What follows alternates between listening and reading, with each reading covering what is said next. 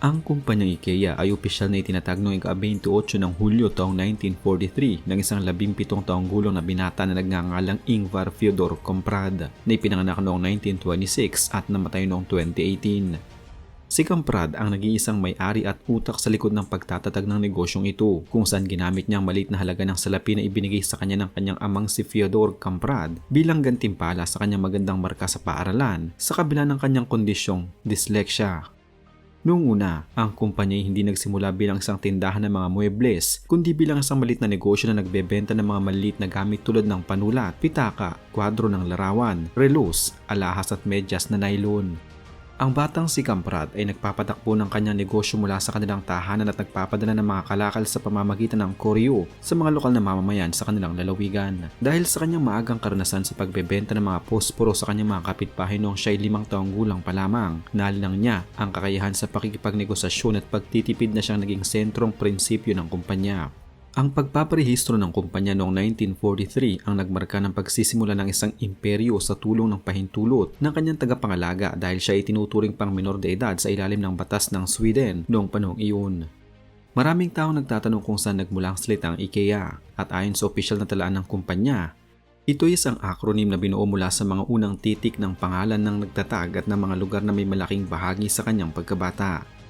Ang unang dalawang titik na I at K ay kumakatawan sa mga inisyal na pangalan ng may-ari na sina Ingvar Kamprad. Ang ikatlong titik na I ay hango sa Elm Tarid, ang pangalan ng sakahan ng kanyang pamilya kung saan siya ipinanganak at lumaki. Ang huling titik na A naman ay nagmula sa Agunarid, ang pangalan ng katabing nayon at kanyang sariling bayan na matatagpuan sa timog na bahagi ng Sweden. Ang pagpili sa acronym na ito ay nagpapakita ng pagpapahalaga ng nagtatag sa kanyang pinagmulan at sa simpleng pamumuhay sa probinsya na kanyang kinalakihan. Bukod sa pangalan ng kumpanya, ang sistema ng pagpapangalan ng kanilang mga produkto ay may kakaiba ring kwento dahil sa dyslexia ni Kamprad. Nahihirapan siyang maalala ang mga numero at kodigo ng mga produkto, kaya nagpasya siyang pangalanan ng mga kama at aparador gamit ang mga lugar sa Norway, ang mga mesa at upuan gamit ang mga lugar sa Finland at ang mga sikat na estante ng aklat gamit ang mga pangalan ng iba't ibang hanap buhay o pangalan ng mga lalaki sa Scandinavia.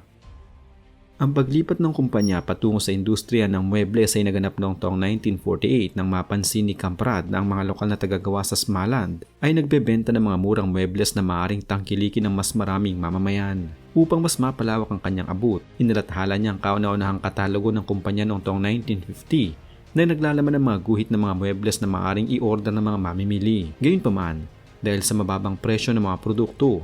maraming kakompetensyang nagpakalat ng balita na ang mga kagamitan ay may mababang kalidad na nagudyo kay Kamprad na magbukas ng isang showroom noong taong 1953 upang makita at masuri mismo ng mga tao ang tibay ng mga kasangkapan bago sila bumili. Ang tunay na revolusyon sa kasaysayan ng kumpanya ay naganap noong taong 1956 nang ipakilala ang konsepto ng flat pack furniture at mga muebles na nakalagay sa patag na kahunat na kailangan ng sariling pagbubo ng mamimili.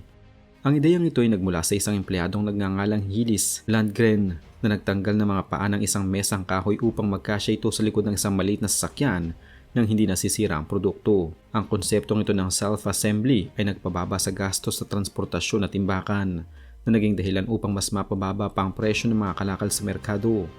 Noong taong 1958, ang unang opisyal na malaking tindahan ay nagbukas sa Amhult na naghudyat ng simula ng modernong sistema ng pamimili na kilala ngayon sa buong mundo.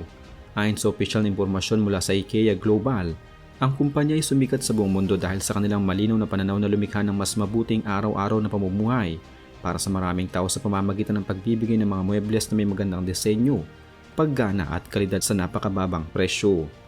Ang estratehiyang tinatawag democratic design ay nakatuon sa 5 mahalagang elemento: ang anyo, pakinabang, kalidad, pagpapanatili at mababang presyo na bihirang mapagsama-sama ng ibang mga kumpanya sa industriya. Ang isa pang dahilan ng pagsikat ay ang kakaibang disenyo ng kanyang mga tindahan na may direksyong one-way layout, kung saan ang mga mamimili ay dumadaan sa mga silid na may kumpletong dekorasyon upang makakuha ng inspirasyon para sa kanilang sariling mga tahanan. Bukod dito, ang pagtatatag ng sariling restaurant sa loob ng tindahan noong Hunyo 1960 ay naging isang malaking salik sa katanyagan nito.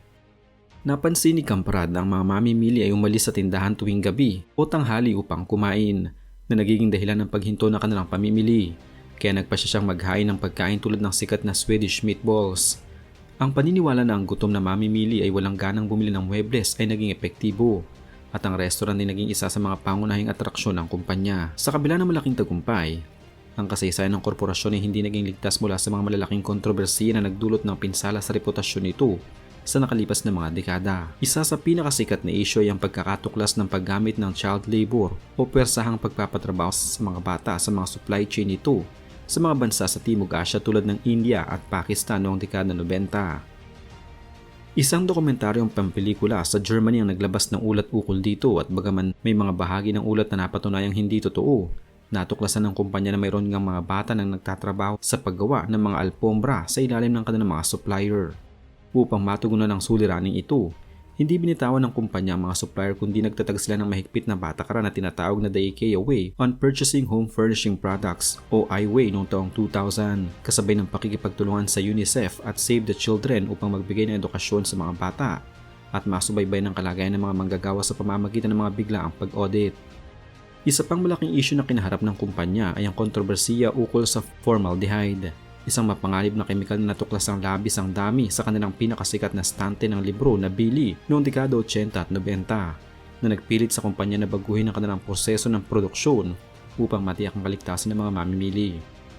Bukod sa mga issue sa paggawa at kaligtasan ng produkto, ang kumpanya ay dumaan din sa matinding pagsusuri mula sa mga pamahalaan dahil sa kanilang komplikadong struktura ng buwis na inilarawan bilang isang estratehiya para sa tax avoidance o pag-iwas sa pagbabayad ng tamang halaga ng buwis. Noong taong 2016, isang ulat mula sa mga miyembro ng European Parliament ang nag-akusa sa kumpanya na umiwas sa pagbabayad ng buwis na nagkakahalaga ng mahigit 1 bilyong euro sa pagitan ng mga taong 2009 at 2014. Ayon sa ulat, ginamit ng kumpanya mga batas sa buwis sa Netherlands, Luxembourg at Liechtenstein upang ilipat ang kanilang mga kita mula sa mga bansa na may mataas na buwis tulad ng Germany at France sa pamamagitan ng pagbabayad ng mga royalty fee sa kanilang sariling mga subsidiary. Si Kamprad mismo ay kilala bilang isang tax refugee noong kanyang kapanahunan dahil lumipat siya sa Denmark noong taong 1973 at kalaunan sa Switzerland upang iwasan ang mataas na buwis sa Sweden bago siya bumalik sa kanyang tinubuang bansa noong taong 2015 pagkatapos yumaon ng kanyang asawa. Ang strukturang ito ng kumpanya na hindi sa mga pundasyon tulad ng Stitching Inca Foundation ay patuloy na binabantayan ng European Commission upang matiyak ang patas na kompetisyon sa merkado. Ang pagpasok ng higanteng kumpanyang ito sa merkado ng Pilipinas ay naganap noong ika-25 ng Nobyembre taong 2021 sa gitna ng mga hamong dala ng pandemya ng COVID-19 na naging sanhi ng ilang pagkaantala sa konstruksyon. Ang kauna-unahang sangay nito sa bansa ay tinayo sa Mall of Asia Complex na matatagpuan sa lungsod ng Pasay. Ang tindahang ito na pinangalan ng IKEA Pasay City ay pumasok sa kasaysayan ng kumpanya bilang ang pinakamalaking pisikal na tindahan ng IKEA sa buong mundo na may kabuuang lawak na 68,000 metro kwadrado na katumbas ng laki ng 100 at 50 court ng basketball. Ang operasyon nito sa Pilipinas ay pinamamahalaan sa ilalim ng prangkisa ng Ikano Retail na nagbukas din ng kanilang online shopping platform ilang linggo bago ang opisyal na pagbubukas ng pisikal na gusali. Ang pagbubukas ng malaking pasilidad na ito ay nagdulot ng malaking interes sa mga mamamayang Pilipino kung saan kinailangan pa ng sistema ng online booking sa mga unang buwan ng operasyon upang makontrol ang dagsa ng mga tao at mapanatili ang kaligtasan laban sa banta ng pandemya. Mabilis na pumatok ang tindahan sa panlasa ng mga Pilipino dahil sa ilang mahalagang aspeto. Una na rito ang kultura ng mga Pilipino sa pagpapahalaga sa tahanan lalo na noong panahon ng pandemya kung saan ang mga tao ay napilitang manatili sa loob ng bahay at nagkaroon ng malaking interes sa pag-aayos at pagdedekorasyon ng kanilang espasyo na tinatawag sa lokal na termino bilang budol. Ang konsepto ng mga abot-kayang produkto na may modernong estetikong minimalist o Nordic style ay naging patok sa mga nakababatang profesional at mga pamilyang nanirahan sa mga condominium sa Metro Manila na nangangailangan ng mga muebles na nakakatipid sa espasyo. Ang tradisyon ng mga pamilyang Pilipino na gawing aktibidad sa katapusan ng linggo ang pagpunta sa mga mall ay natugunan ng tindahan sa pamamagitan ng pagbibigay ng isang pampamilyang karanasan na kinapapalooban ng pasyalan, bilihan ng mga gamit at restaurant na naghahain ng mga sikat na pagkain sa murang halaga. Ang presensya ng kumpanya ay naging simbolo rin ng katayuan sa lipunan para sa maraming mamimili na nagnanais ng mga dekalidad ngunit praktikal na kagamitan. Sa kasalukuyang kalagayan sa merkado ngayong taong 2026, ang kumpanya ay nananatiling matatag na pinuno sa industriya ng pagtitingin ng mga muebles sa buong mundo, habang patuloy nitong pinalalakas ang kanyang digital transformation o pagbebenta sa pamamagitan ng internet. Ang sangay sa Pilipinas, ang IKEA Pasay City ay patuloy na umaani ng tagumpay at opisyal na pinarangalan bilang IKEA Store of the Year para sa taong 2025 dahil sa natatanging kontribusyon nito sa kita at kahusayan sa operasyon sa buong sistema ng kumpanya.